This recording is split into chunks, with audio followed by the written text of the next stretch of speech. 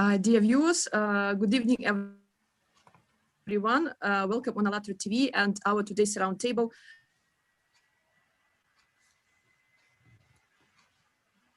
Dedicated to the mass media in the creative society. We realized that we have so many new things to discuss. We have so many interesting information also to exchange.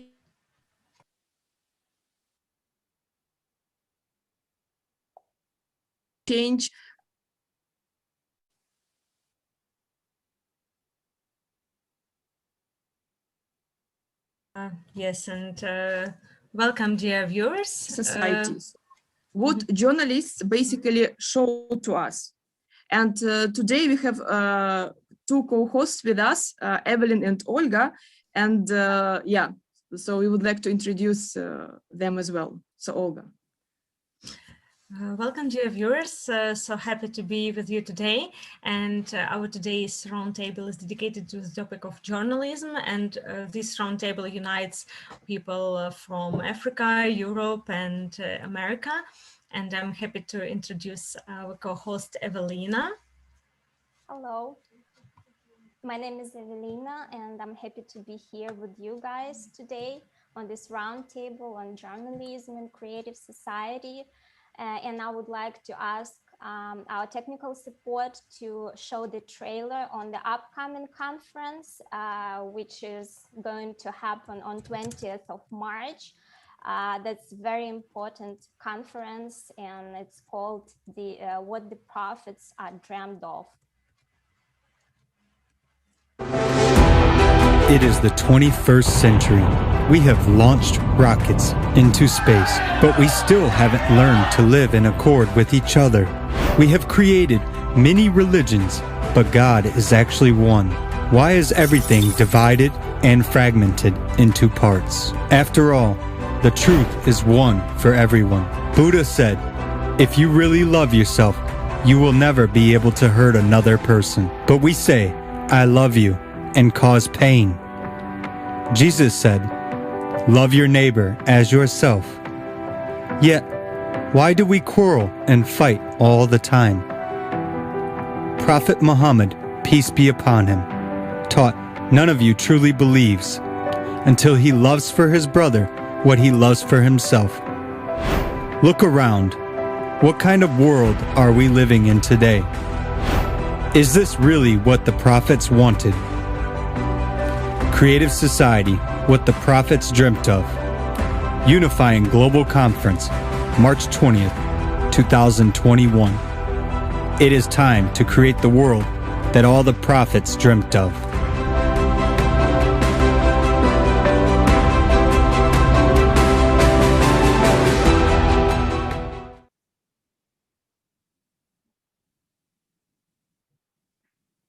And today we have journalists from different countries, from Nigeria, from Rwanda, and our first speaker today will be Pascaline. So Pascaline, maybe you can introduce yourself, please, and tell us what do you think about the current situation that is now in the mass media, and what we can do to a little bit get out of the crisis in this in the mass media field. Hello everyone, I'm Pascaline Ichizere from Rwanda. I'm a multimedia journalist working with African business communities. So what I can talk about today around media, I want mostly to talk about young people, how youth nowadays receive, interact, and react on the news they get or what they see on media. So as you all know, young people are the next generation of our countries, are the next generation of the world, if I can say it. So it's good that we as journalists we can try to give them room because what we post, what we publish, the articles we write affect them either in a positive way or in a negative way, depending on how the article looks like. it just influences them because they are young people. They are still growing, they are still learning, and when they see something posted or published, they just say, the person who published this is an expert, so I will trust what he or she is saying in what she published. And sometimes because of maybe the purpose of the journalist, maybe let's say you want just to publish an article, you without focusing or without seeing what you are really the message you want to provide there outside. And when a young person read that, he or she take that as the truth, and the next day he goes and share it with his fellows. The next day they then start acting depending on what they read. So it's good that in what we publish, in what we do, we focus, or we just try to tell the truth, to impact the next generation of our countries, because the more we impact them, the more we give real facts, the more we tell them what they can do, how they can act positively. That's what they go and do. And as you all know, nowadays young people are of large number in different countries, and are the one who are currently using internet, accessing different social media so much. So it's good that we also give them the room. Maybe let's say if there is an online media website, like we can have a youth corner where we can publish different stories, different successful stories, articles about other youth who did something great, so that their fellows can learn from them. So we have also to show them that we care about them, and we care about what they got in what we publish. Because sometimes journalists just we do publish stories, but without giving the audience, or without giving the real target of the stories we publish. So if we also try to give the room to young people, because we know they are the next generation, they are the one who really are impacted by what they read, what they see on social media, that would also give a very huge impact to our society. Like if you publish an article around maybe how you can care about the environment, how they can stop making suicide, or maybe how they can stop drug abuse, those kind of articles, that's what they need.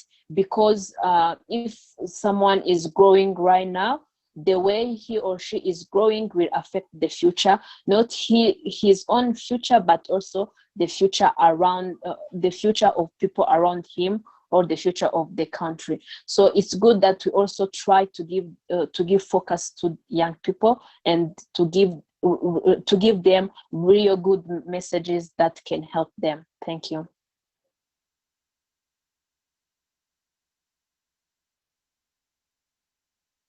Thank you so much for your input, and indeed it is so valuable to engage young people, and our roundtable. It unites people from different ages, as I see, but most of the people are young, at least young in soul, and it already shows that young people are ready to accept this responsibility and to act, and as journalists to discover truth and pass on these issues.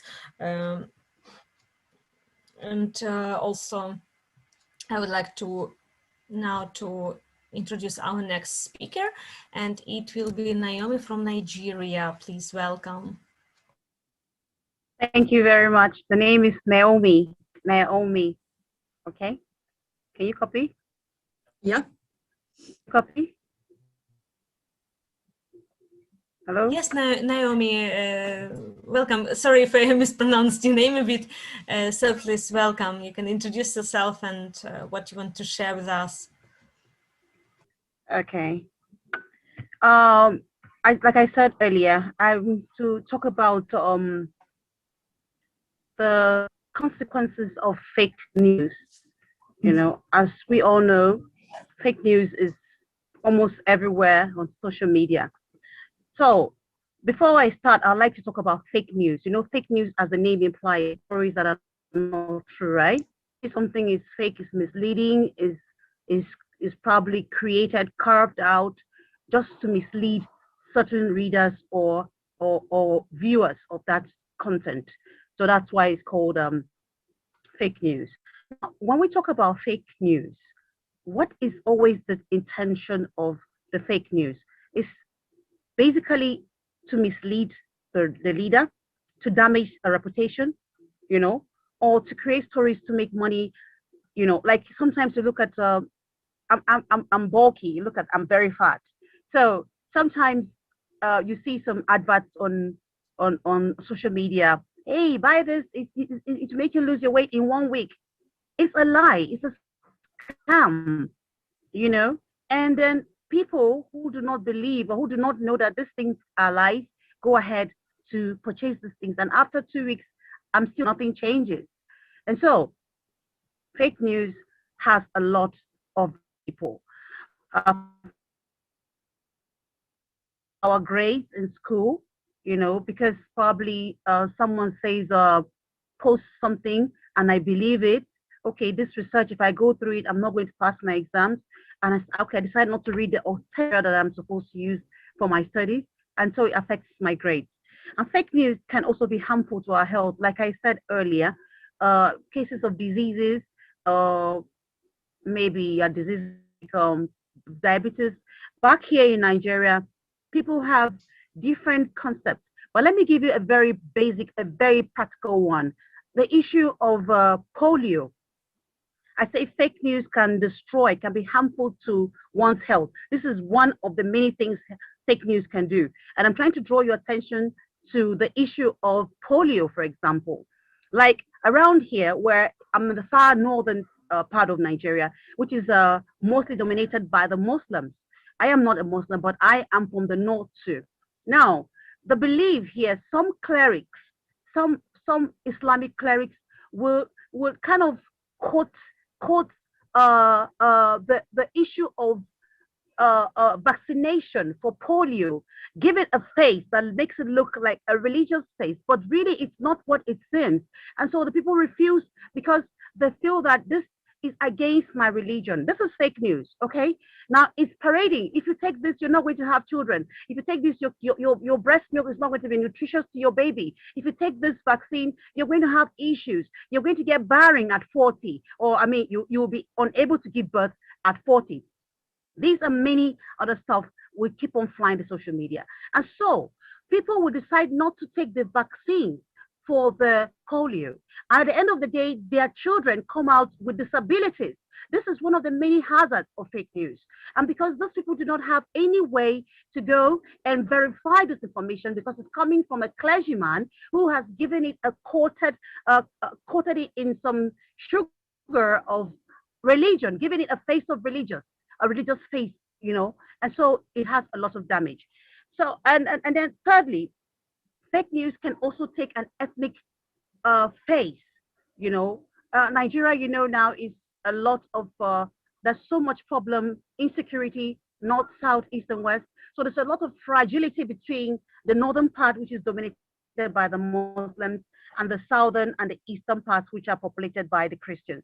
And so because most of the insurgents we're having, the banditry is from the northern part of the country. And so when something happens and someone gives it a certain look on the social media, let me give you an example of what happened in the just concluded EndSARS protest that rocks the nation's business hub in Lagos. I believe you people heard it, made the headlines all over the world. And so this protest was basically the young people in Nigeria demanding for an end to the police brutality in the country. And then some people, for a very notorious and criminal reason went to social media and said because a Muslim northerner is the president, and so the Christian southerners want to plan an overthrow through a protest. And so the protest that was the United Nigerian Youth demanding for the end of that criminal police crack a squad, which was called SARS, was now turned. It gave it a new face. So the Northerners were now saying, no, we don't agree to that. Instead of us to look at the basic things, it's now turned that Southerners were being attacked by Northerners because of the fake news that came in between. They said, look, they gave it an ethnic look. You understand what I'm saying? You know, you cannot dress it in an ethnic way. So people were feeling, oh, since it's not our boys, they're not from the north, the port, and who is a Muslim. That is another one. And then we also have the other ones that have this political allegiance. They give it a political look. You know, fake news comes in many ways. Those, or if, for example, today, if the ruling president or the ruling party, which is the People's, the All Progressives Congress in Nigeria, is a comment. Let's say the president says all those who are looters will be jailed. Somebody will it and give it this look that because Mr. A, who was arrested for criminality, is because he's not ruling party. And so it makes the people's ideas to shift away from the issues on ground. Issues on ground. They now make it look like it's a political war, you know, because I'm being fought because I'm not a member of this political party. Meanwhile, the issue there being addressed is that the president said all the looters are going to be jailed. Do you understand what I'm saying? And so because people try to make it have a political tone, they now say, oh, it's because you are from the opposition party, thereby denying the Nigerian citizens the right or the knowledge to seek or to get accountability for whatever public office holders are doing. Now, you know, we say information is power. Information informs our decision about certain things. So when we have fake news, like I said earlier, we have a lot of problems in the north here, and people down there will say, oh, what are you doing there? Let me killing us. They're killing Christians in the north. But I am in the north and I am a Christian and I am still here. But if I go back home to where I come from, my mom would say, no, don't go back there. I saw it on the social media that they killed 10 people yesterday. She's not educated enough to verify that information. That is the information available to her. So she's making use of it. Okay? And so she keeps on having this impression. She looks at a normal northern Muslim as a vampire, a blood-sucking vampire, which is not the case. But because of the misconceptions orchestrated by fake news, people have different impressions. Don't forget that fake news can make us form our own reputation, our own impression about a certain group of people. For example, you know, if I say I'm going to go to the eastern part of the country, somebody will say, oh, the Igbos, they are so mean, so unfriendly, unreceptive, and all that. And so I already have this in my mind that where I'm going to, they are so unreceptive, they're so mean people, they're so unfriendly. And so when I get there, I'm so reserved. I do not know if that is true or not, but because I had access to that information on social media, and because it's false, and because I have no way to verify it, I have that picture in my head that, hey, where I'm going to meet very bad people. And so it has affected my decision. Maybe I'll get a good job somewhere in Russia. And they say Russians, you know, KGB, that are very mean people, you know. And so I'm supposed to go to Russia. I don't know if Russians are really mean people or not. But because of what I see on social media, I say, oh my God, Putin is a mean man. Oh, and I said, no, I'm not going to go to Russia. Okay, that has affected my decision. Do you understand? It has. I would have been in Russia because I got a good job in Russia. But because the impression that I have that Russians are mean people, I say, no, I'm not going to Russia. So you see, it has affected me economically because maybe I would have been earning dollars somewhere, but I don't have the dollars anymore because I believe what I got on social media. And apart from that, you see, recent years, social media has caused a lot of crisis in Nigeria. Young people are being pitched against each other. You know, the moment you bring an issue that is authentic, an issue that will bring Nigeria forward and carry the Nigerian citizens along, somebody just walks in a very notorious post like that, and it goes viral. It goes viral. And people now leave the issues on ground and start chasing the fake news. And so that is depriving people from the real information. That is depriving Nigerians from the real thing they need to know. Let me give you another example. Something happened just a few days ago, 2 days ago, 3 days ago. The government, there was a rumor that there's going to be petrol hike. The price of petrol in my country, it will be hiked. And so people said,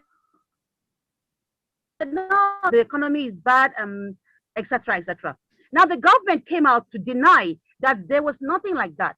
But today in the morning, the prices that were being speculated have been hiked. Do you understand? Now, when people demand accountability, government comes out to say, to debunk the whole thing. And apart from this, fake news also makes citizens to lose trust and confidence in their government. And this thing that just happened is one of such things. Because when each time something comes up, the government comes out, especially authoritarian governments, they don't want people to attack them or to challenge them. You just say what, once it's not in their favor, they come and say, no, it's fake news. Like in my country, the government is preparing for a bill to censor social media. Because social media, they feel, is a platform where Nigerians, just everybody comes to air their opinion. Since we don't have the power to go on protest anymore, we only have the social media to drop whatever we think. Our grievances, will drop them on social media. Now the government plans to censor the social media, okay? And this thing, each time somebody drops a comment, maybe it bites the government, and then the government says, oh, it's fake news. They target fake news.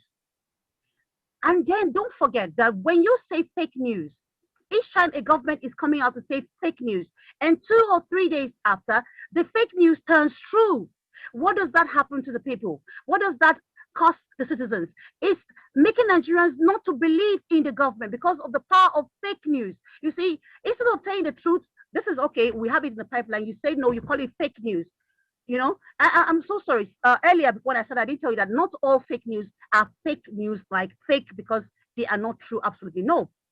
Some perceived fake news is because it lacks just some facts. It lacks some quotations or some quotes to back it up. Perceive it as fake news, especially from the government angle. When the government does something that is doesn't go down well, and the Nigerian people react, they come out and say, no, it's fake news. It is not that it's fake news exactly.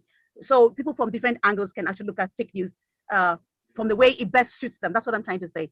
And also fake news, another fake news too, what other fake news do too is that it creates more tension in the country amongst the people than it solves the problems. Let me give you an example too.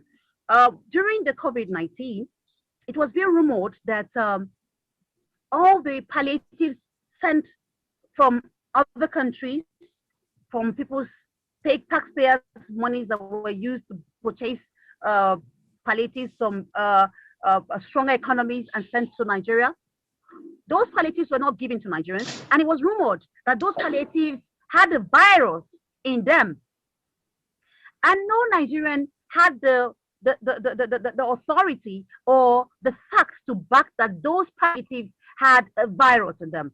And so they were stashed in warehouses in different states by state governors. While there was lockdown, people were deprived of going out to look for their daily bread. Palliatives were locked somewhere because of fake news.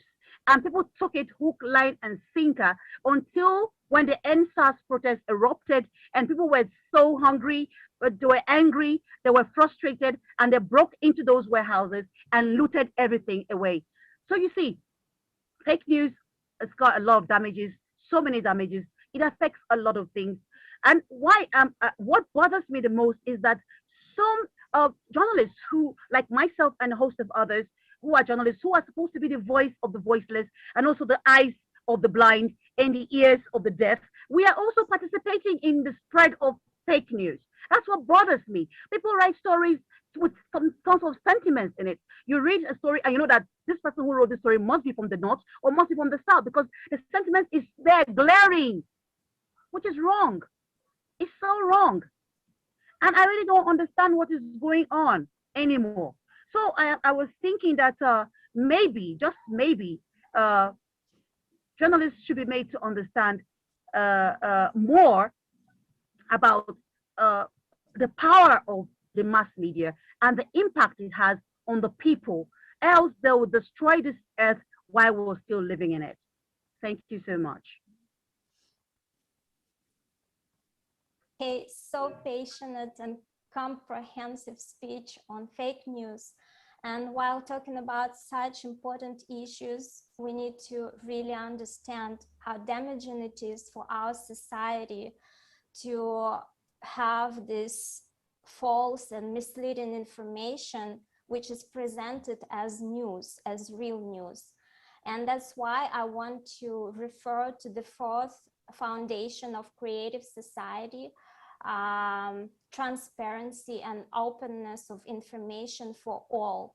And I would like to ask our technical support to show the trailer about eight foundations of creative society. Thank you.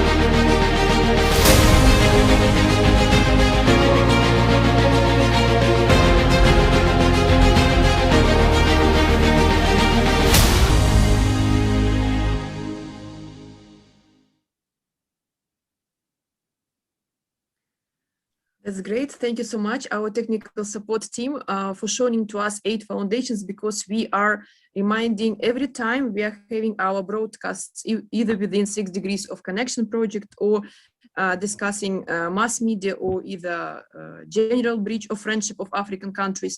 We are referring them to have a look. Why? Because the 8 foundations are the basis for the creative society, and also 8 foundations are the basis for journalism in the creative society. Because while we were having this discussion on journalism, we realized that there is crisis in the mass media, and it's what our guest of the previous conversations told us, that we should find the ways how to get out of this current crisis, and how we can together find a solution to build the mass media that we will be proud of, not the mass media that we will be ashamed to say that we have newspapers, which half of the newspapers are going straight to the garbage even without reading.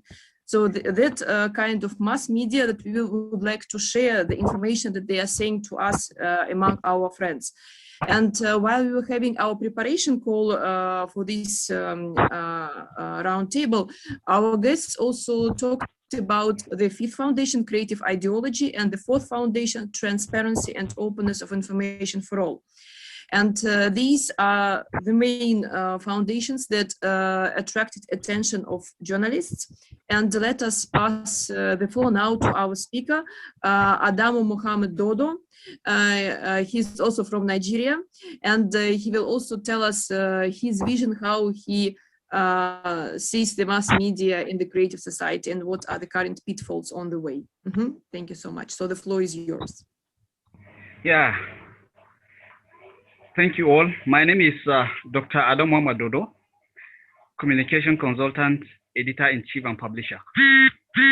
I would want to talk about hate speech as instrument of disintegration, how media contributes in fueling rather than controlling or cushioning crisis. Actually, literary theories agreed that literary creation cannot change the world. That is the business of politics. However, literary creation can change consciousness.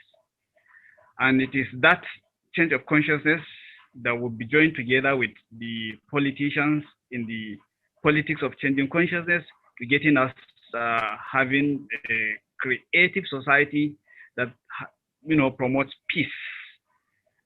In promoting peace, we cannot do without journalism or the media. We all know media is a veritable instrument actually of information dissemination. It is seen for the most part as the first estate of the realm, checkmating the three arms of government, if we could put it that way, the executive, legislature, and judiciary. Well, ideal in ideal situation. However, either out of mischief or misfit, some media practitioners, rather than being creators, bridge builders, promoters of peace and checkmating what ought to be, serving as the voice of the voiceless, subject themselves to the realm of propaganda. Sometimes they are actually being lured to do that, and hence exaggerating every air about crisis that occurs or happens. And this one really tells so bad about a condition. We give example where, in some certain extent, somebody in the far away crisis prone area will sit in his comfort zone, either in a hotel or in his room, and just write stories that are actually not reflective of the actual crisis. And because he or she has audience, has a lot of traffic, and would, at the end of the day, instigate crisis that would be too comatose to some extent, if we could say that. And most often than not, like my colleague, the previous speaker, has itemized, in Nigeria, for the most part, reportage are actually identified based on the region or zone one comes from as a journalist, to some extent, or to some extent. Are you from the north? What kind of reportage? Are you from the south? What kind of reportage? Or are you from the east? What kind of reportage? Giving example, Boko Haram that has happened in the northeastern part of a country. When somebody travels to the south as a northerner, the first thing by introduction he will be labeled is Boko Haram. For simple reason, Boko Haram, occurs or happened in area where he comes from. Adamawa said is farther away from Borno State, where it is actually the axis of the Boko Haram. However, because Adamawa State is part of the northeastern state, it is seen as just a zone for Boko Haram by the editorials of so many people who don't even know the zone and are writing. You know, this kind of a stuff. Insurgency, banditry are tied to certain tribes, profiling it. So these are some of the hate speech taken as a theology to evangelize. And at the end result of it is, you see some people who read so much about what does not happen will just label other tribes as terrorists, as bandits, as Boko Haram, as kidnappers, when kidnapping actually occurs virtually everywhere in the country. But then of recent, the Fulani herdsmen are identified as those who, you know, engage in the banditry and the kidnapping. Then if it is the Fulani herdsmen, why the Fulani profile it? So the entirety, Fulani, I think based on the idea that the president of the country could be a Fulani man, so the entire, most of the writings about the kidnappings attributed to the Fulani herdsmen are generalized as the Fulani thing. So every other Fulani, at the end of the day, suffers this kind of profiling, which for the most part, some of the media, as a group, as we are still doing it, fear that the Rwanda genocide may repeat itself if something has not taken drastically into consideration to making sure that people are enlightened about this kind of situation. Those people who have been sponsored to write so much subjective dose of bias about certain tribes or certain crises should have to be called to order. I can give you an example of a senator in a country. A senator from Adamawa State was actually interviewed, asked, and you can imagine him labeling a Fulani man, the entire Fulani race, as those who constitute or contribute, the crisis in the country as far as kidnapping is concerned. Then investigations identified part of his relatives having been involved, aligned with the herdsmen, to kidnap one of the traditional leaders in the community. Then they asked him, what happened with your own tribesmen, in fact your brothers, who have engaged themselves with some of the notorious Fulani herdsmen to do the kidnapping? Why didn't you talk about that? But already what he has said has fueled so many things, and it took the media actually in the state to be able to caution this effect, address this situation in such a way that people do not, you know, be degenerate into anarchists that will bring rancor. So my take in this, as far as the hate speech is concerned, since a lot has been said by my previous speaker, is this: that the media and media practitioners need a revision. We need to have a refined narrativizations about crisis. How do we get to go by this? One, the question of professionalism has to come in. Most of the time, going by some of the surveys identified, most of the media practitioners are not by education well trained. They just along the line probably having nothing to do and joined into the media practice, simply because some of the media, you know, institutions or organizations don't pay media, don't pay their staff or journalists. So they just give them ID card and tell them that this is your meal ticket. Your ID card is your meal ticket. So you can imagine somebody who is just given an ID card as a journalist, as his own meal ticket, what he can do, how he will be subjected to corruption. One is just like you give a military or a policeman a gun and tell him, okay, this is your source of income, no salary, nothing. So the same thing applies to most of the media organizations or institutions in this country, especially the print media. ID cards are being provided to the correspondents and told that this is your meal ticket. So this one is part of it, irrespective of whether you are trained, okay, what's your lining, what's your education background, what's this, what's that, nothing. So two, the question of training and retraining, even if you aren't professional and you are engaged into the service of journalism by practice, you ought to be trained and retrained continuously. This one is actually lacking. So the only identified training that we can see is this the international, NGOs that engage themselves in training journalism based on developmental issues, based on crisis control and crisis management, and based on ideas about exposing predator rather than the prey. For example, the case of rape. Some media will just publish the picture of the survivor, forgetting about the predator.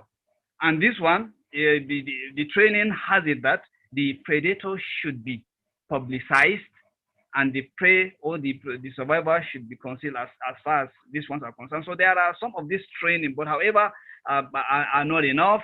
Then another solution to that is that ethics of journalism must actually has to be adhered to conscientiously.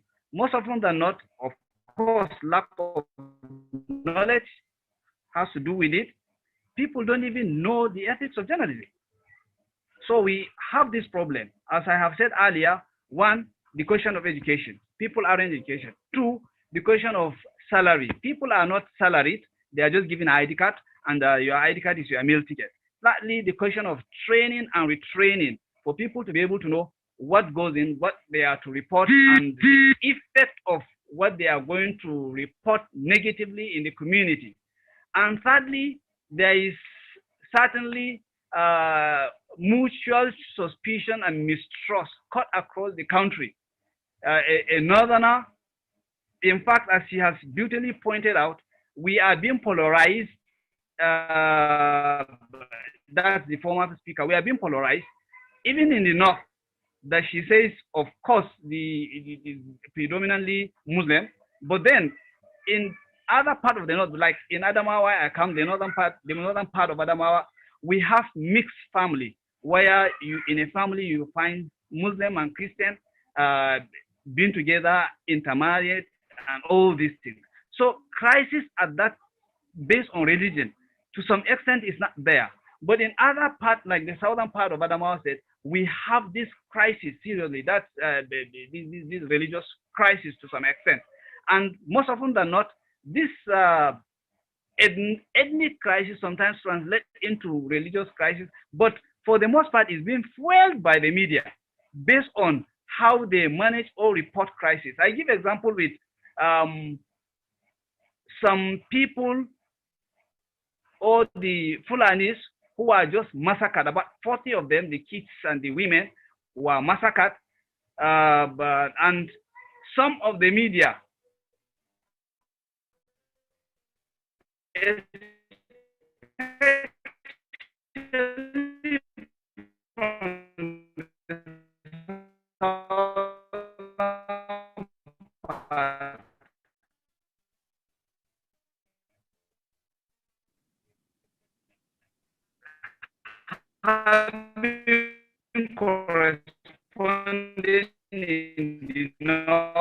Dr. Adamo, we cannot hear you very well, so maybe you can... reported that a little time before it is realized that no, it is actually the Fulanis that have been, massacred to some extent.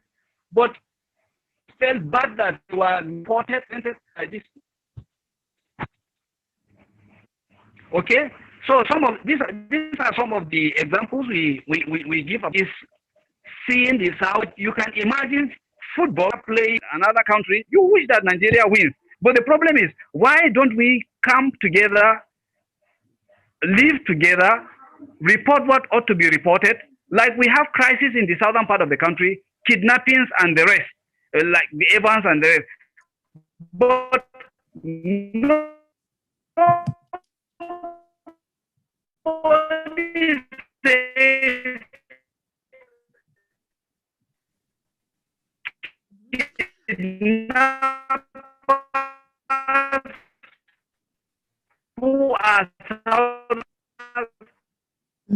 Dr. Adamo, maybe we can make like this. You should just leave maybe turn off out your video in order to save Oh, audio, because be now punished. we cannot But hear you very well. the handful And of tell the us, herdsmen who are identified because they are from North with Christ, with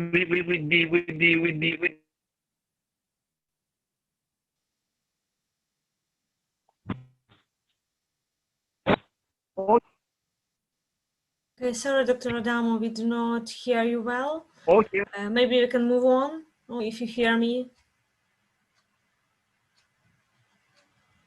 I turn off the video. Oh, okay, so maybe you can try without the video, yes, to continue. Just switch it off, so maybe we Is can it clear? hear you better. Is it clear? I turn off the video. Oh, yes, right, now we can hear you well. And if it's possible for you, please to summarize briefly the solutions, because what we just heard from you, it's we do have problems, but what kind of solutions you actually can advise us?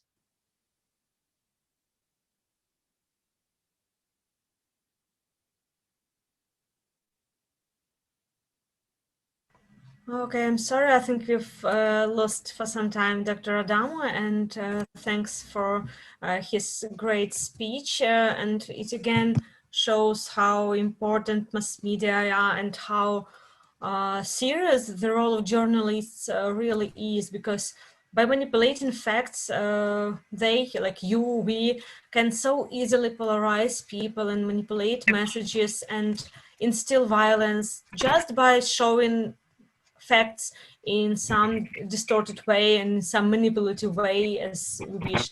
And there is so much responsibility on the journalists because as we can see now, even the current situation is the best example how information is distorted and people do not receive solution, people receive fear and and polarization in society. And it's not like something unique going on in Nigeria. Of course, you have North and South. And for example, in my country, Ukraine, it is East and West. And in some country, it is black or white, or yellow and red, and green and blue. And it doesn't matter. If we had some fourth and fifth dimensions, I bet we would be polarized like in some other way. And it is just the things that journalists should pay attention to and not instill these issues. And responsibility is also on us, common people too, because when we hear these messages about, oh, people in the North are bad, why do you believe it? We shouldn't believe it in the first place, and try to reach out as we are doing now in this bridge between journalists. And it is also a bridge of friendship too, because it shows us that like people in Russia, Nigeria, Rwanda, and America are also friendly and ready to connect and ready to be friends. So thank you so much. And please, you can move on. Or Dr. Adamo, maybe you wanted to add something, because I was like kind of giving response and summarizing your speech, or maybe you can move on. Evelina. Yes. It's not in my, this is just on the training and retraining of the journalists. And if there is something has to be met, probably by enforcing, by making sure that whoever it is that invades the service of a media practitioner should have to pay him, because the ID card as being your meal ticket is a problem, and that's why we have some problems in between the lines as far as reportage is concerned. Thank you. Thank you so much. And now I would like to ask our technical support team to show the excerpt from the video with Igor Mikhailovich Danilov, Consciousness and Personality from Inevitably Dead to the Internally Alive, please. Thank you.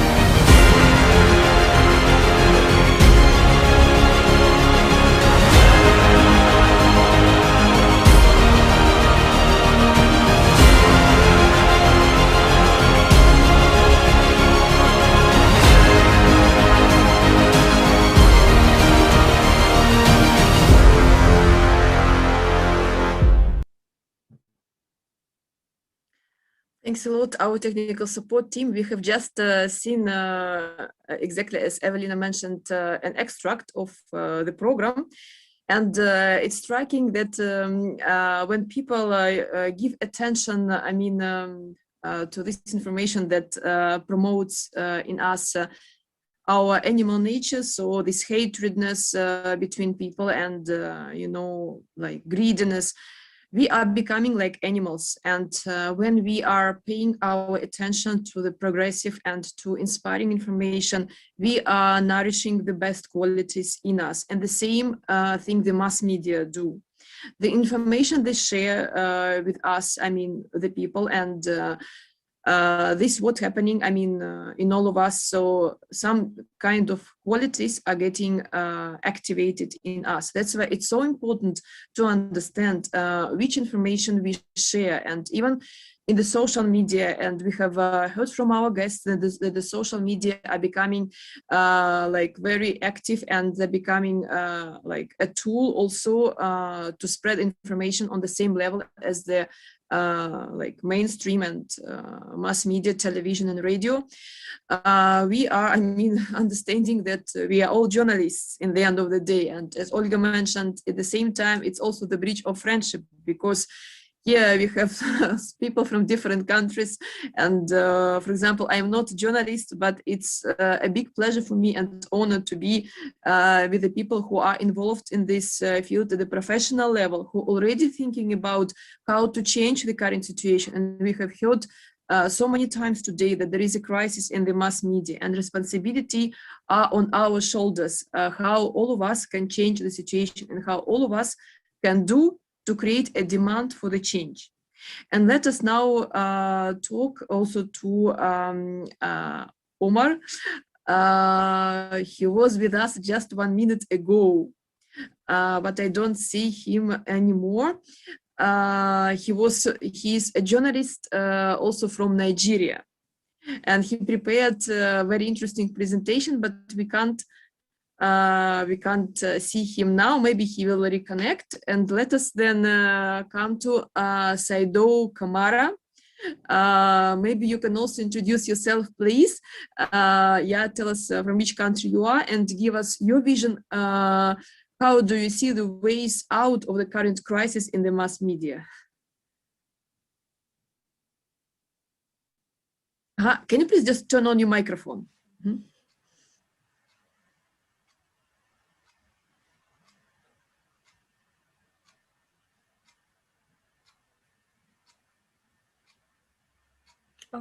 Hello, is it okay now? Yes, right. Thank you. Thank you. I am Saidu Kamara, a journalist from the Gambia. I am working with the national national TV. That is the only national broadcaster in the country. And then right now I'm serving one of our remote regions in the country. You know, Gambia is the smallest country in Africa, and then we have about it's demarcated into regions. So right now I am serving as the regional correspondent in one of the remotest regions, the farthest regions in the country, that's in Upper River region, that is Pasay. Basically, the mass media, it's as Mr. Dr. Mohammed Adama was saying, it comes with responsibility. And then in the country, like in the country where I am, we are facing a lot of difficulties. As he said, some people just join the media because of it's not a lack of job opportunity. Some of them, they don't have anything to do, and then in that regard, sometimes they don't have the skills, or they don't have the requisite the training that they should be given, so that they will be able to perform their duties as expected. So in that regard, sometimes you can see the kind of news or kind of information they gather, or they steer, or they publish as news article or news information. Sometimes it can be, it can be very inaccurate, just because of sometimes they don't get the basic skill or the basic training that they should do, or they should be given in order to to participate, in order to perform their duties as is expected.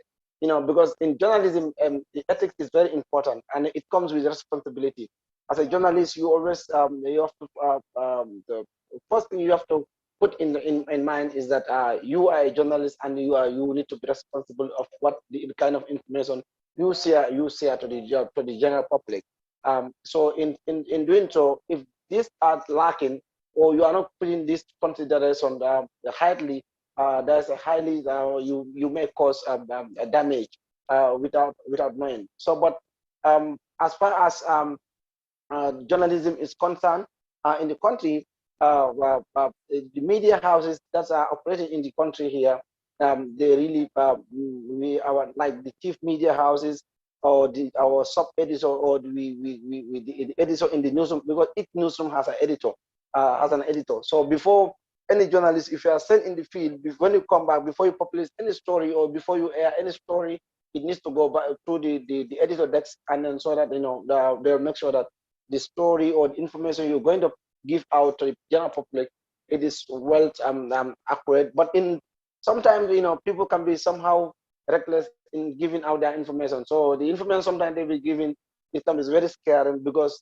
sometimes you find out a lot of lapses in the information, a lot of fake news in the information, especially during this pandemic. Sometimes you just sit down, you had of information or a breaking story, when actually it doesn't come from the right sources. So it makes very difficult for the journalists to conduct them to do their job, because like nowadays, anybody who have like some megabytes, you can just go into the internet and you start writing something, and sometimes people do not understand when they say journalist is what it means journalist, because it doesn't mean anybody who publishes something on Facebook or anybody publishes something in the internet, you are a journalist. Because a well-trained journalist, a proper journalist, you need to be responsible. You cannot share any information without verifying how authentic the information is, because you are giving information to the general public. So you have to always consider how important or what people are going to, the kind of information we are going to give to people, because they are the ones to consume that information and for their daily uses. So sometimes it's not everybody who publish story or public information or give out information in the media or in the internet is a journalist. So we are having this difficulty in the country at the moment. Thank you so much, Saidu. It's very important what you were talking today. And we all need to understand how important it is to be responsible for everything we talk about, everything we submit as an information in the social media, and even talking with our friends and family members. And of course, for journalists, it's especially important and crucial to be responsible for what they are providing. So yes, thank you so much. You're welcome. You're welcome, Evelyn.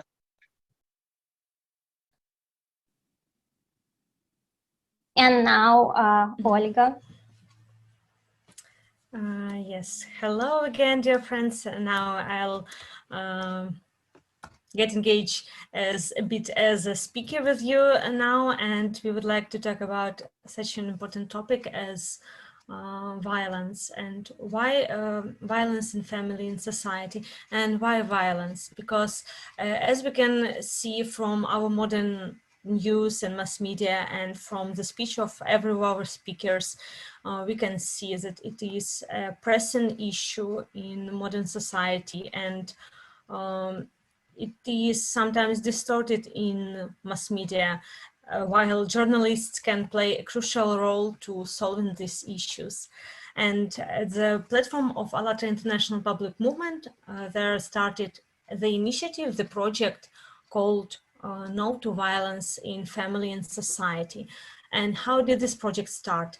It was initiated with a personal story released on the website.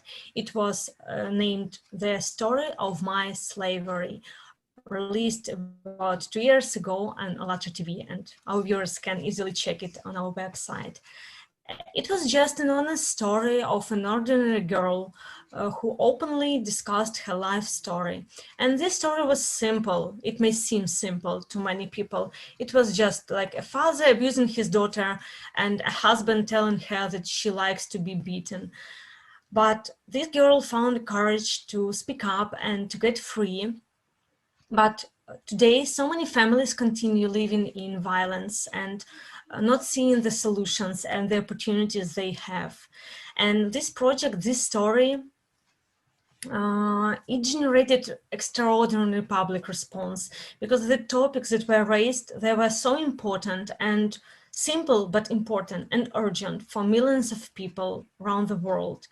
And these topics were expanded in the series of programs, No to Tyranny, Yes to Freedom.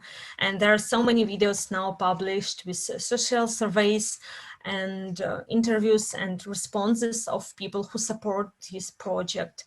Many people voiced their support and the need to raise such issues today in our media, in all of our media environment. And there were social workers and psychologists, men and women, people from different spheres who expressed their views.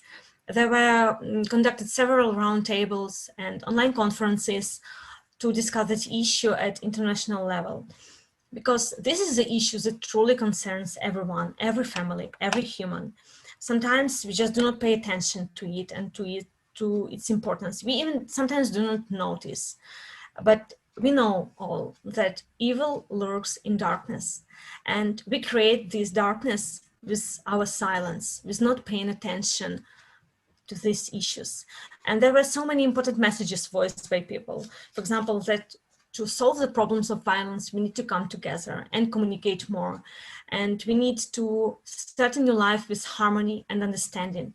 And then we need to deal with the violence and intervene in conflict and not to stay aside.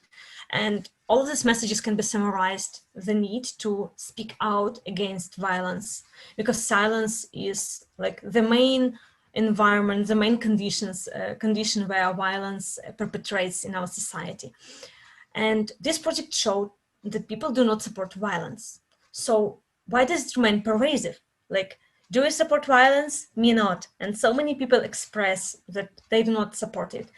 And I'll again emphasize the answer is our silence. And you may say, okay, but don't our media show enough silence today? Do we need more? Do we need to see more violence, more stories about violence today in our media? Media is often in pursuit of resonant stories. It is the same across the world, and our speakers beautifully explain this all. But this often leads to fake news. And as Naomi emphasized, fake news often victimize people. They do not give solutions. They do not tell story realistically. And the audience often doesn't research and just perceives what the story told them. And this eventually harms so many people, and victims and perpetrators and families and the society as a whole. But we need news, and we need to raise these issues. But we need what? We need information, we need facts. We need to learn how to act, how to be empowered. And when media intrudes, victims of violence often remain oppressed, and even more oppressed and even more harmed. And our speaker Pascaline already mentioned how significant it is to empower people. Okay, tell me honestly, do you feel empowered after watching news on TV? I am not, and I bet you're not too, because our media doesn't empower us. Okay, and so what journalists can do? What is the role of media? And in this project and in all many other, it is the same in many other issues too, because the code of ethics of journalists says that they should promise anonymity, honestly deliver information, honestly discuss it. Instead, as our speaker Adamo Mohamed Dodo illustrated, media often instills violence by distorting information. And when they do this, when journalists do this, they act against humanity. And That is why I would like again to emphasize the importance of such projects, the importance of speaking up, and the importance of the project No to Violence to Family and Society.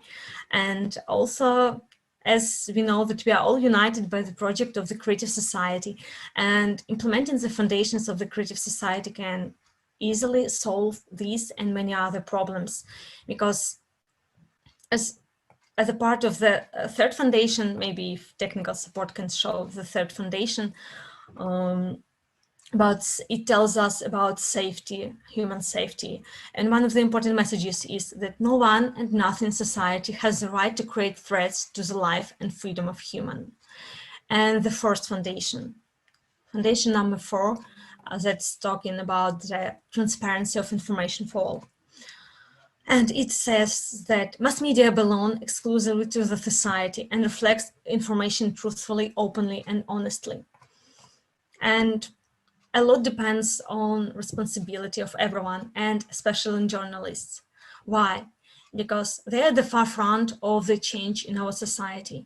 And this change may start small. And if you want to change the situation with violence in family, we should start small. Revealing truth and reporting facts truthfully. And after speaking to all of our speakers today, our participants, our dear friends from Africa and other countries, I'm sure that journalists can do this. Journalists can share views, raise important issues, start small, as Saido emphasized that responsibility is the key of journalism. And so we should start from the family. And if a human is a fundamental unit of society, family is the next second. It is the second level. That is why it is so important to openly say no to tyranny in family and society. And that is why we encourage our guests, our dear journalists, to also pay attention to this project, to check it and support this initiative and stand up against violence in any part of the world you're located. Thank you. Thank you so dear much. viewers. Thank you very much, Olga. And having heard everything our guests talk about today about journalism and the problems in journalism, I would like to ask a I think, very important question to all of you, and you are welcome to respond. So what do you think? What's the role of a journalist in creative society, in the society where every one of us will live happily and be free? You're welcome to answer. Thank you.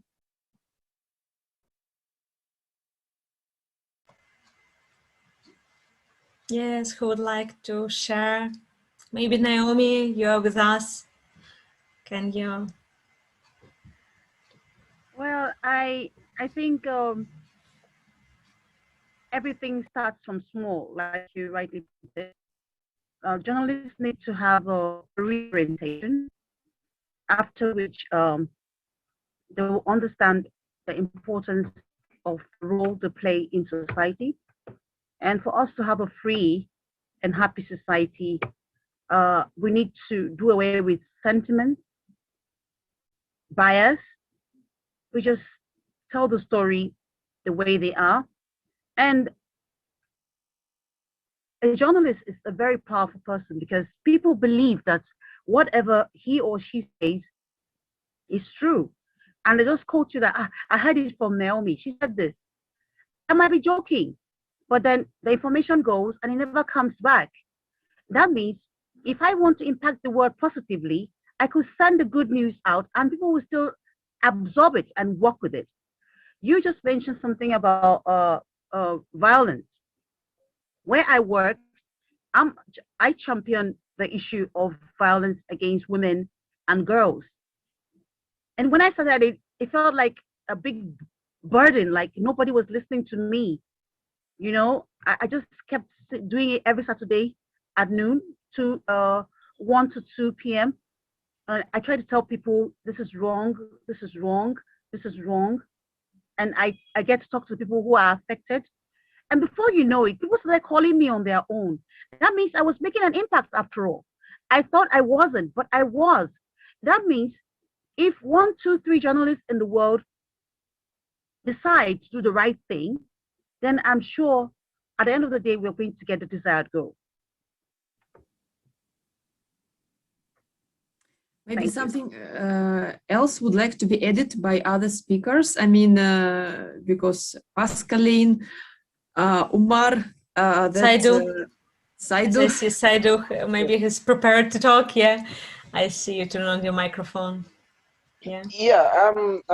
Like exactly like as Naomi, is it Naomi? As he said, yeah. Journalists, we always people see us as role model. So whatever we do in society, we need to be we need to be very much careful of the kind of even kind of information or kind of wording we use in the society, because like he said, sentiment and bias is very dangerous. It can be very detrimental to society. So sometimes in a joking format, you can be saying something while somebody is listening to you, not knowing that, because immediately, because even in the country where I am, sometimes it do happen.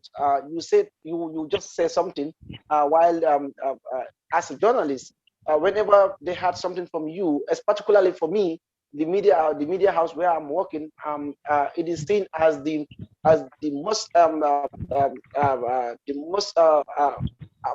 authentic media house. So whenever I say something, or sometimes even other media houses, if they publish a story or if they publish a news article, sometimes people call me to confirm. So the moment I said, okay, yes, this is what the government said about this, because even the government, before they release any information or any release, any press release, they consult the media house where I'm working, because it is the national broadcasting, is the national broadcaster, that's the state media. So whatever I said, people take it seriously, because they said, well, it is from Saidu and he's working with the national state media. So for them, they don't believe like we will say something that is not accurate or that is not authentic. So that's why in that aspect, the media is we journalists, we have a bigger role to play in our society in remedying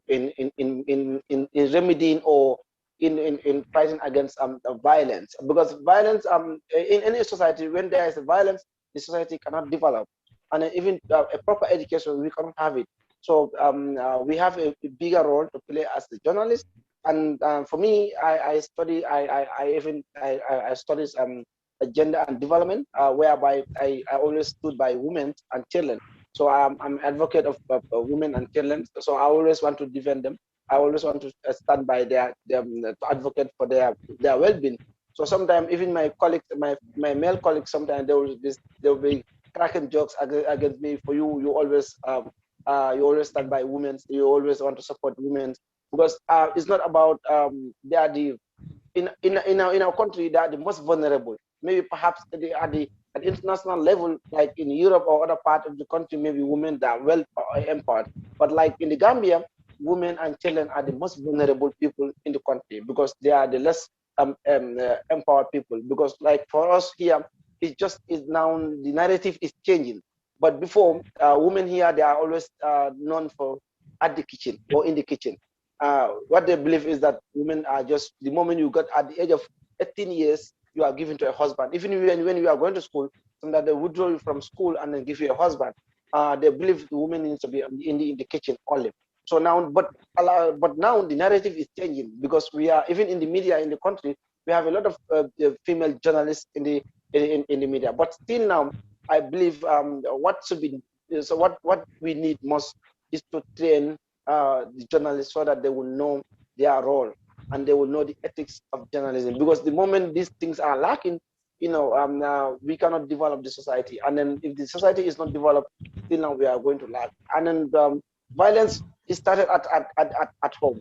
Sometimes we parents, or sometimes parents, need to train their kids, because what they saw, if you as a father, if you always have problem with your woman or with your wife, and your kids are watching that, probably they might inherit that. So as a parents, we always try by all means you maintain calm or peace within the family, even whereby you must have, you may have misunderstanding with your wife or with your husband, but try by all means, if the presence of when the kids are around, always try to maintain that. So the violence needs to be handled at home level before it goes out of the house. And then when journalists also, whenever you are you are at your platform or you are in the studio, always try to talk about the peace that will bring calmness in our society, because that's the only role as journalists we are known for. When the environment or when the society is in a crisis, we journalists we have a role as responsible journalists to bring the situation as at a calm situation, so that we can get that environment or that society in a calm, in a very peaceful, conducive environment, so that all our activities can be conducted without any problem in that. But like in our country, women and children are the most vulnerable, and then when it comes to violence, they are the ones who normally they are the most victimized people who normally face this kind of difficulties. So, but alhamdulillah, now the narrative is changing, because with the advocacy that is going, we have a lot of young girls who are involved into activism. And we have a lot of young journalists who are advocating for women and children rights. So the narrative is really changing, and then I hope maybe in the next few years to come, all these things, for us also in the country, we will not talk about this kind of issues in this country. Thank you so much, Saidu. I'm sure that the narrative is changing for sure, because and we also with these roundtables also are changing this together. So and now you have mentioned a very important thing, that creative journalism is responsible journalism. So it means we are taking responsibility for what we are publishing and for what we are sharing. And it's very, very important for us to understand that we cannot blame others for what is going on, that we, unless we are passive, we are becoming, also responsible for what is going on. So that's why the active position of the journalists are very important in the creative society. And now we have seen that Omar had the chance to reconnect to us. And please, the floor is yours. May I also address to you the same question that we have already discussed? How do you see, journalism and the role of a journalist in the creative society? And please also tell us what you had in mind before you disappeared from us. Okay, assalamu alaikum, good evening. My name is Umar Isa Dandago, and I'm the presenter of Global Arena, a 1 hour, 1-on-1 radio talk show that focuses on diplomatic issues, the biggest international issues of our week, of our time. But sometimes, yeah, of course, we focus on some national issues that are pressing, that are attention grabbing, of course. So I'm sorry, I was off the grid. That was because it was time for the Asr prayer. I had to go and pray, so it took me like 15 minutes to perform ablutions and pray. And thank God I'm now available. I'm sorry for being off. All right, let me continue. This is a very good issue. When I was here when Naomi was speaking, and I was here when the communication consultant Malam Adam Muhammad was speaking, and I caught Saidu Kamara from the Gambia when he was speaking. Well, there are a lot of things, especially, let me start by reacting to Naomi when she was speaking. There was a lot of things. There are a lot of things absolutely happening, and there are a lot of complications, especially with regards to some of the points that she raised about fake news being sponsored or disseminated in order to achieve some issues. Yes, yes, nothing can be done without a purpose. A lot of things are sponsored by some people, no doubt about that. But even though we cannot 100% believe that such issues are being sponsored, because we are just dealing with conspiracy theories, We cannot 100% authenticate those things because sometimes we're not allowed to go deep, especially when those issues have to do with security situations. Examples like the End SARS protests. She mentioned that a lot of people are spreading fake news, misleading information, misleading pieces of information about such issues. When we look at it from the activists' side, we need to also look at it from the government side. The government was claiming, I have to say claiming because I'm not part of the government, that those people who are protesting against the brutality, the police brutality, even though they copied it, they were allegedly said to have copied it from the United States after the murder of George Floyd. Those people were being sponsored by some quote-unquote internal and especially external forces. So they found out, they had some intelligence reports that those protesters were being sponsored in order to topple the government. So the government had to take a drastic action against that. But in the country, what many of us believe was that some bad elements from the country were hijacking, as the president said, the protest. And then instead of protesting peacefully against the police brutality, they ended up looting, they ended up attacking innocent people. So that was terrible. And fake news played a great role in worsening, in aggravating the situation. We absolutely believe that things are happening. We absolutely believe that's not a problem of the people. So I'm very happy in the first interview that I participated, Olga was telling us that we shouldn't be playing a blame game. We should just be more focused on providing solutions. Unfortunately, what bothers me the most is that we always talk the talk, as the Americans say, without working the work. And this world that we live in is full of complications and controversies. This social media we use, Facebook, Twitter, Instagram, and other social media platforms, are being misused, even used, if I can put it this way, by some people with some malicious intentions in order to mislead us. So we have to be careful. We have to study ethics of journalism. We as journalists, because like I'm trying to make something up.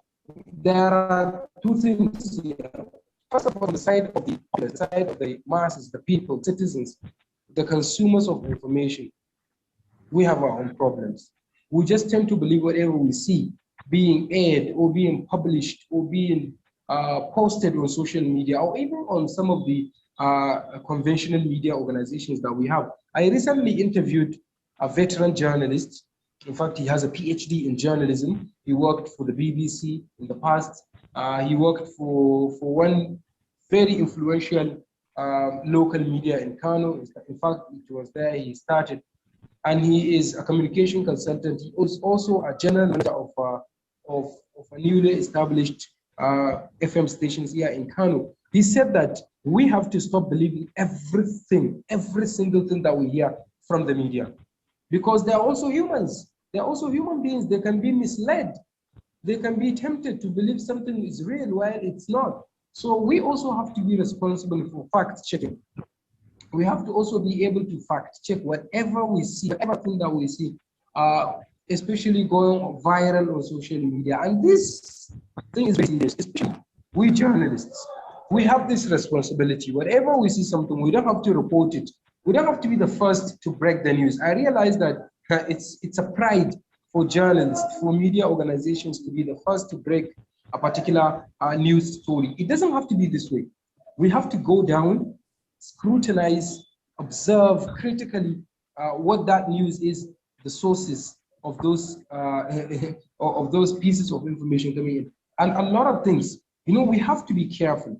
Those ethics of journalism are supposed to be learned, memorized, and put into actions by each and every single man and woman who claims to be a journalist. So we have to be, we have to know those ethics. One of them is not transparency. One of them is telling the truth. Truth. You know, there is this amazing lady working for the CNN. She is the chief international correspondent for CNN, Christian Amampo. She has this argument that journalists don't have to be neutral. They just have to go after the truth. She gave examples of our reports during the Bosnia war, the war that took place in Bosnia, and the roles that fake news played. I don't want to say fake news because some researchers don't believe that fake news is the real term, is the authentic term to be used in addressing such issues. We should be misinformation or disinformation. I had this argument on the BBC, one of the BBC World Service programs, because fake news is a politically motivated terminology. I have to say, I'm sorry if there's any American or if there's anybody who has ties to the United States of America, that fake news is a term propagated by Donald John Trump, the then President of the United States of America. He believes that each and every single story that is not favorable to him is fake. He labeled CNN as a fake news outlet, the enemy of the people. Washington Post or New York Times, one of those famous US newspapers companies. So this is very serious, absolutely. From our own part, journalists, we have to be determined to go through every detail of the news that we are reporting. We have to verify, we have to fact check, and we have to make sure that we're telling the truth. Without sentiment, objectively, yes, I can say ethically, yes, but humanly speaking, no. Human beings have emotions. Human beings have bias, cognitive bias, natural bias, whatever you can call it in psychology. It's hard for people to detach their emotions, their bias from the news stories that they are writing, they are publishing, they are reporting. I am very happy to have heard Adamu Muhammad Dudu, our communication consultant here, talking about the way that many of our journalists report issues. If you can easily detect that someone is from this side, do you understand, and the other person is from that side, by mere reading or listening to the way they are reporting a single thing. You can have one event be reported differently by many journalists. So as I said in the beginning, we have to stop playing a blame game. It's not about blame game. It's about we journalists have the responsibility to report the facts and to do the right thing. And the people also don't have to believe every single thing that they hear or that they see from media organizations. So my main point of discussion here is about creativity. We can use creativity. What is creativity in the first place? It's the ability to create something new, to come up with something new ideas, fresh ideas, new innovations, and other stuff like that. How can we attach creativity into journalism, in journalism? Well, it's very simple. We are human beings. We have to sit down and think about what our people need.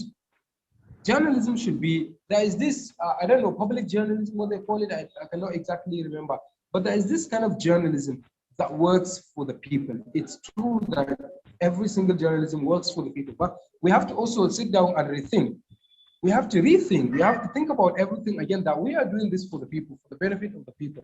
We're not doing this for any other reason other than helping the humanity. So we have to sit down and think about more creative ways of becoming more responsible journalists. You understand? And doing the right thing. So we can think about the kind of reports, the kind of issues that our people are in need of the most.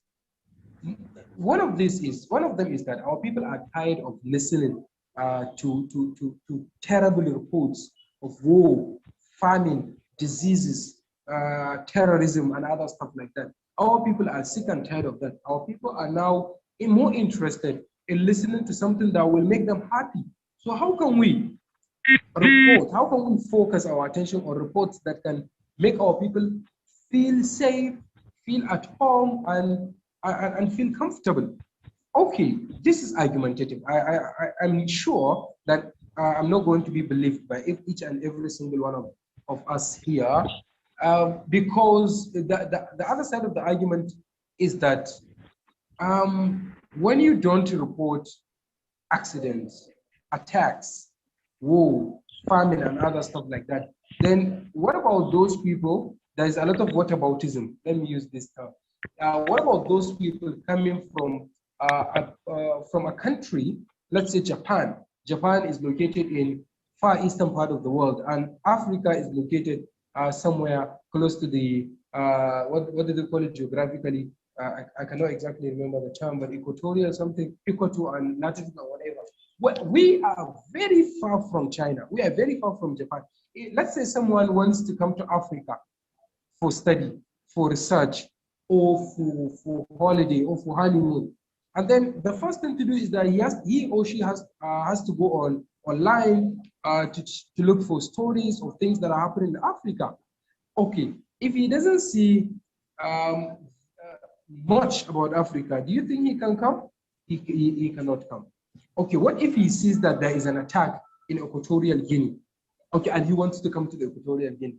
He may have to choose. I mean, he has the chance to either come to Equatorial Guinea or to stop where he is in Japan.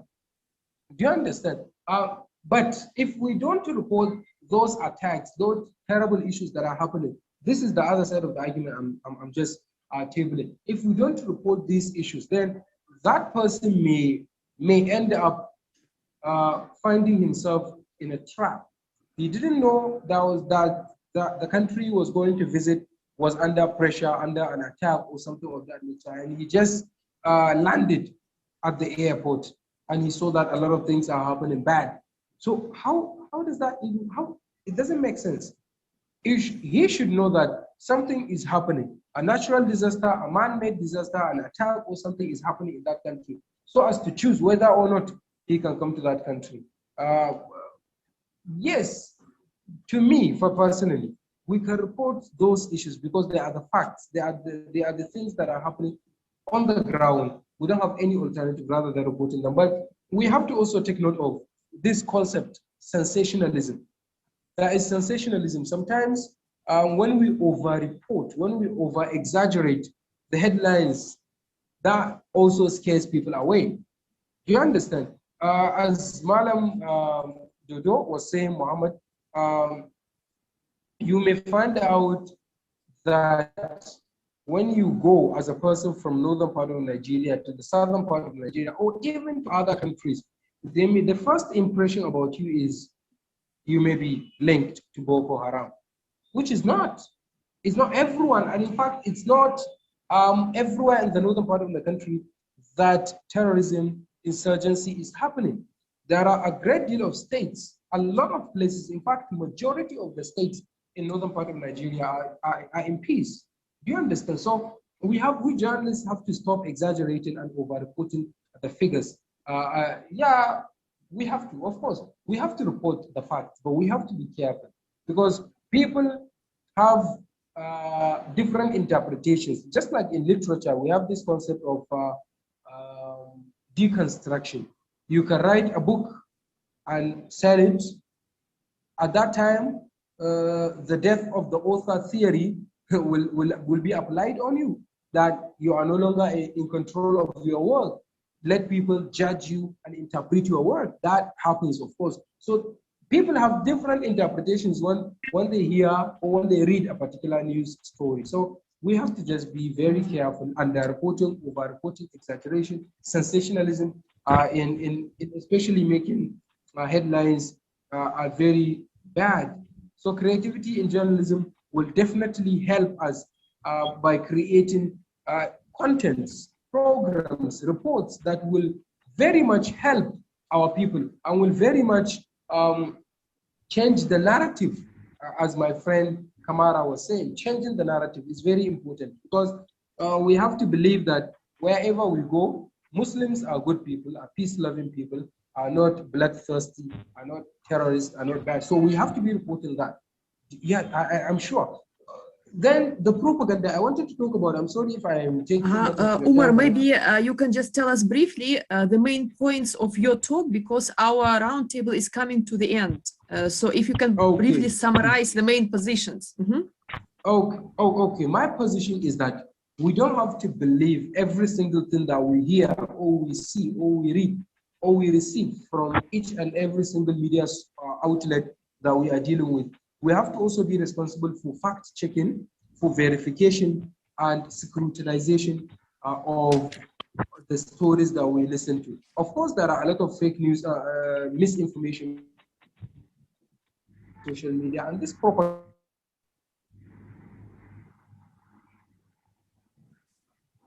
also. Mostly propaganda is a weapon to touch the issue, another government or opposition or something of that nature. For example, I really want to come to Russia, no doubt about that. I really want to come, but if I depend mostly on the TV series that I watch from Hollywood, I will be scared to come to Russia because I have to say it, it's the plain truth that we watch American TV series produced by Hollywood and that we see that Russians are aggressors, Russians are terrible, this and that.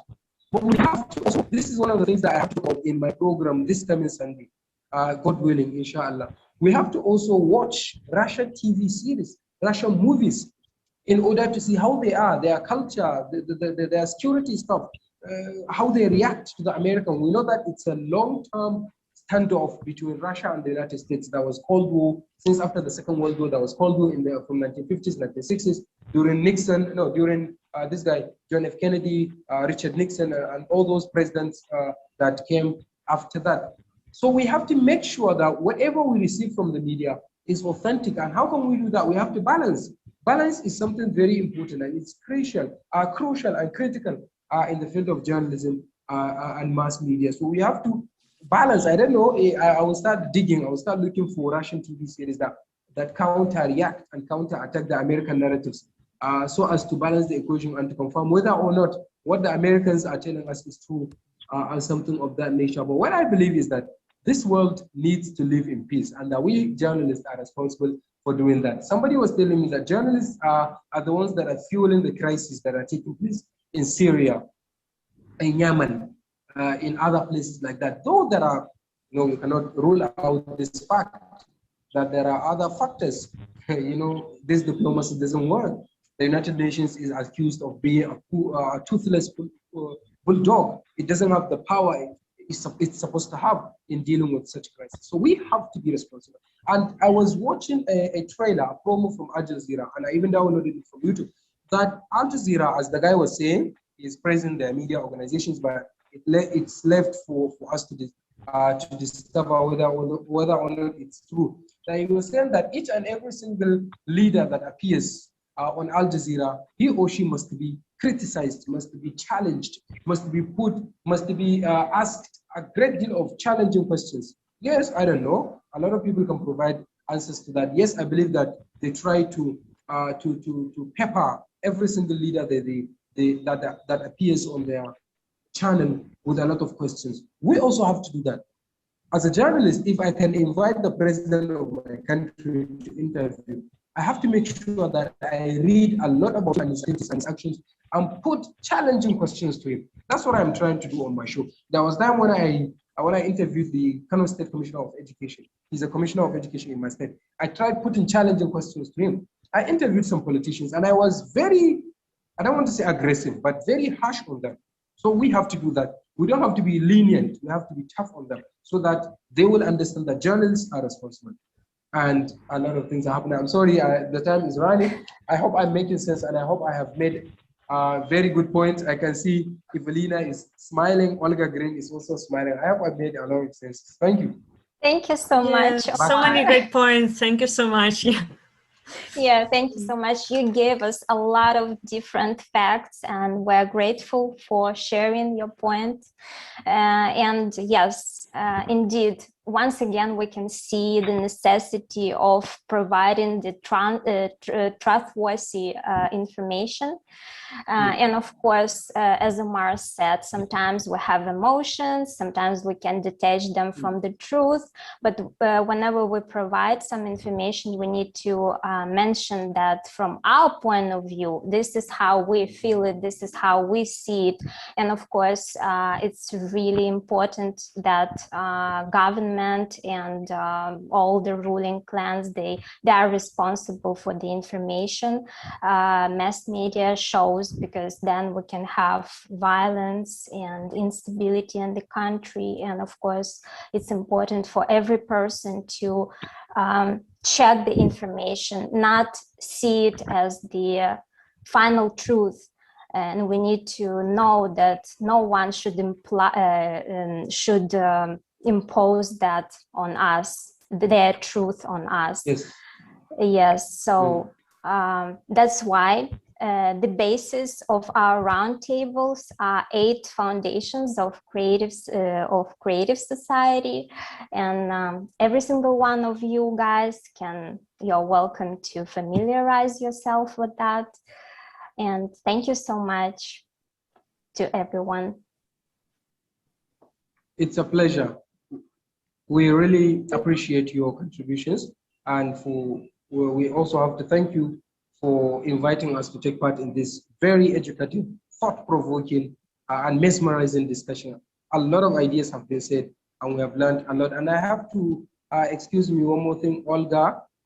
Nazir Ahmed Hausawa has not been able to make it to the program, but he has asked me, and in fact, he provided me with a lot of points to say in this program. Nazir Ahmed Hausawa, the founder of Sarewa Radio International.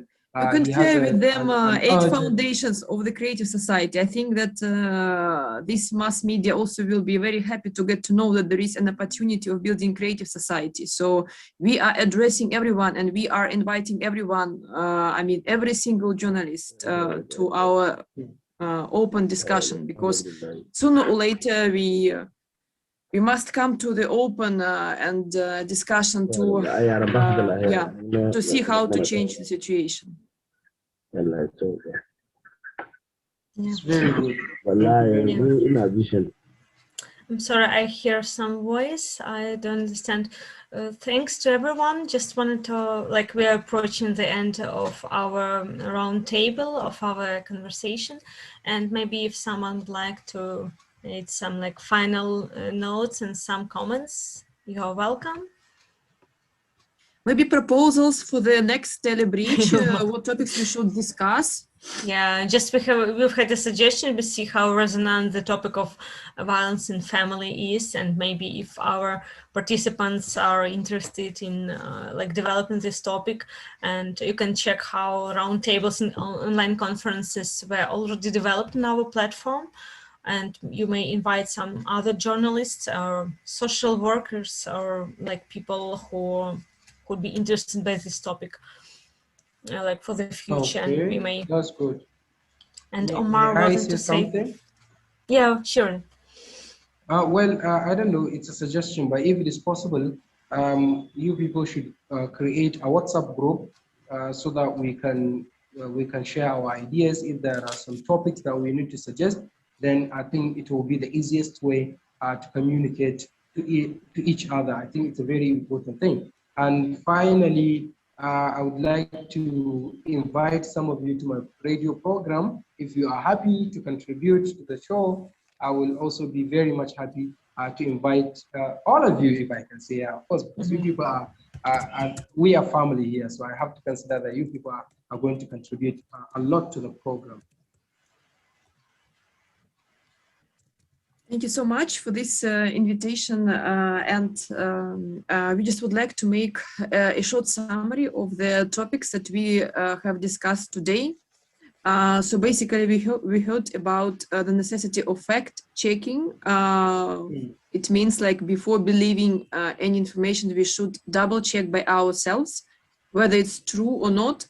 Also, we should talk about the issue of ethics in journalism, and let us remind that the previous speaker, Claudia from Cameroon, she is now writing the guidelines for the journalists in the creative society. So if any one of you would like to join her work and help her, it's great, because it's going to be more fruitful if we are combining experiences. I mean, and maybe other journalists would like to join this work. The third point, what we heard today, is exactly about responsibility. So the mass media in the creative society are responsible. And the fourth thing, what actually we started with, it's the youth. So it means we should be careful what we are sharing in the mass media, because the youth, as Pascaline was saying, picking up immediately that stereotypes that are in the mass media, in the movies. And in order to stop the violence and to prevent it, we should also understand how it works, because what Olga was saying to us about this huge project, No to Violence in the Family in the Society, of course, the youth also the topic must be addressed in terms of how youth is getting influenced by that stereotypes that all the time they are watching in the movies, in the news, and etc. And also, if any one of you would like to add, I mean, some new or elaborate on the existing topics of discussion, please just let us know. Yeah. Thank you so much. Yeah, if no one wants to add. Anyway, Yeah, yes, sure. I want to say thank you very much for participating in this discussion. It is a fruitful discussion. So this is the first time I participate. I am taking part in this discussion, and yeah, I learned a lot, particularly from my brother Umar, and every individual who took part in this. Evelina, thank you very much for the information, for what we have there, Oliga. Like I just want to elaborate more, or just want to emphasize, as Umar said, it would be good, like if you have another platform whereby we can share more information, because this Zoom meeting, I'm sure it's not going to be every day or every 2 days or 3 days. But if you have a platform whereby even where if you have the opportunity, you can send a message whereby any idea you have, so that we can able to share it there. And as Oliga was saying, if we put the head together, then we're able to come with a stronger solution to the issues that we wanted to address. Because if we miss to communicate, maybe that's going to be a bit of a challenge. But as long as if there's a connection among us, then there will be higher chances that we will be able to address the issues that we want to address. But for now, I am so grateful to take part in this program. And then let's not forget about the fact checking. In journalism, is very important on those areas. Fact checking and ethics and responsibility. These are the main things that can take a journalist to a higher level. But if you lack this area, then that means your journalism, you will have issue with that. So fact checking, responsibility, and ethics are very key in journalism. So we need to adhere to these rules, and then we see how best we can maintain them. Thank you very much. Thank you very much, bro. Hello,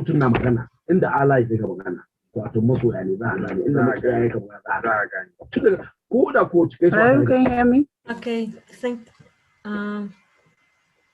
just Naomi, we were talking.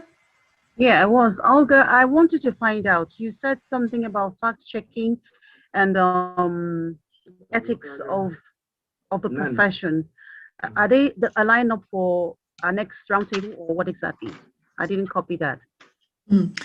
I just said that our colleague from Cameroon, she's working at the guidelines for journalists in the creative society, and ethics of journalists we still didn't consider in much detailed way. So maybe if you feel like I don't know, maybe it will sound like I don't know too much, but we can think about maybe code of ethics for journalists in the creative society, or we can think about just brainstorming ideas what we should put in this code of ethics for journalists, or whatever you can just think about to help to overcome the current crisis in journalism. So if you can take this topic for consideration and for elaboration for the upcoming roundtables is great. Well, I think I think ethics, ethics of journalism is very important. It's nice to deliberate on it seriously because it's the pillar of everything. And so we can't just sweep it under the carpet. We can't just barely scratch the surface. We need to go further to know more about the ethics. So I think we should discuss this in the next roundtable. Well noted. Thank you so much, and we really hope for the future cooperation and meeting you again in future, because it's like only a start, because we've seen the journalist has so many issues, but there are so many bright and inspired minds, and it is a proof. This roundtable is just a proof of this. And thanks again to everyone. I'll not stop thanking because it's so important. And finally, we would like to invite you to the Global Online Conference that will be held on the next Saturday on the 20th of March. It is the online conference, What the Prophets Dreamed of, and why we are taking prophets, because in every religion, in every country, in every culture, there is an image of this ideal world, of these conditions that people should follow, these rules that people should follow. And the most fundamental is love, and it really concerns everyone, every journalist, every person. So we kindly invite you on the next Saturday, on the 20th of March. And thanks to everyone, and see you again. Thank you very much. And we can ask our technical support team to show us a trailer in the end of our meeting today about the information, what we share. You're welcome.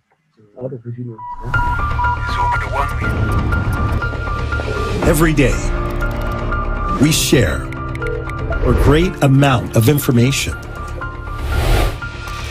This information forms our reality.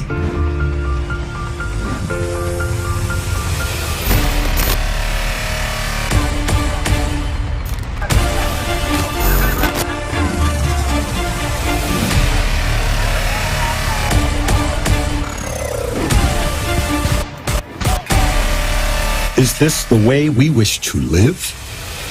We need change. The change starts with us, with the information we share. Consumerist society leads us to death. We need a new vector of life, a creative society. It is up to you and me to build a creative society worldwide, where human life is the main value. Development of humanity is the main aim. Human safety is the main priority. Is it possible to build a creative society now? Yes. All we need to do is unite in one common idea, a creative society. People around the world are already acting to share the idea of creative society with the whole world to make it a reality. Learn how on the unique international online conference, Creative Society.